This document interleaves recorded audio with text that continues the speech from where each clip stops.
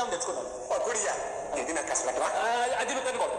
ఏ అది ఏమన్నా మేడించ పాను పకోడియా? ఇదిగో అలా చెప్పు, ఇది పకోడి. మరికి తెచ్చావు అని ఇంట్లో ఎలా అదే నువ్వు ఎక్కడ కనిపిస్తావునని.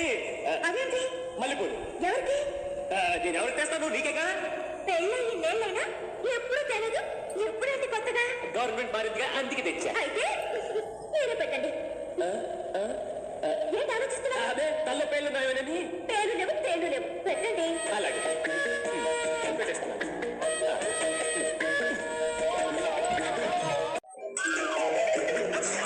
సారీ మనీషా, ఆ పూలు నీ కోసమే తెచ్చాను, కానీ మధ్యలో ముందే ఇవ్వాల్సింది అక్కకి. దానికి తెలియకుండా సగం నొక్కేశారు.